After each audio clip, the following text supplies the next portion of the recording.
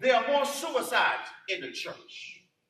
There are more abandonment issues in the church. There is more brokenness in the church than out in the world. Well, how is that? Because we come to church and we won't operate in faith for God to heal us of those things that make us broken. We will sit in church broken over a broken relationship. And when God affords us the opportunity to step out on faith that we can be made whole, guess what? We'll hold on to that brokenness. That's what we'll do. We'll try to shout over it. We'll try to praise over it. We'll try to clap our hands over it. We'll try to sing over it. But when it's all said and done, you have to step into that place with God that you're going to have to face that brokenness. And this is not the way I was planning to go. But there is brokenness in this room. And what happens is brokenness causes us to go through the same cycle over and over and over. We keep attracting the same broken people in our lives. You're looking for a new relationship, and you leave one broken relationship and you end up in another broken relationship because you never dealt with the brokenness before you got into another relationship. If you're suffering with church hurt, you got to let God heal you of church hurt before you join another ministry. Because when you go to that ministry, hurt is going to show up.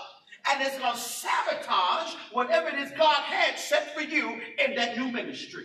You went on down there to Bishop Doohicke's church. You got broken there. Now you want to come here to Apostle Sparrow's church, but you never got healed from the brokenness of your previous location. So now all you did was bring the hurt right with you.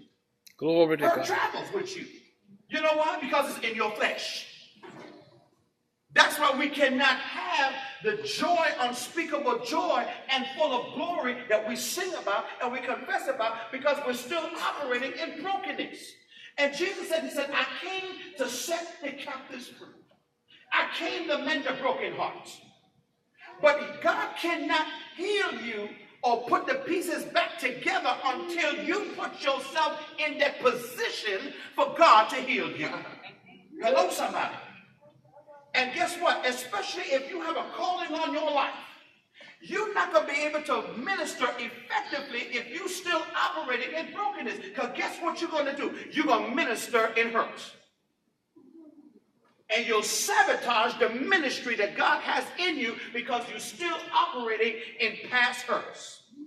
And when we have the opportunity to let go of it, we hold on to it like a security blanket because we feel that that's going to bring us the attention that we need.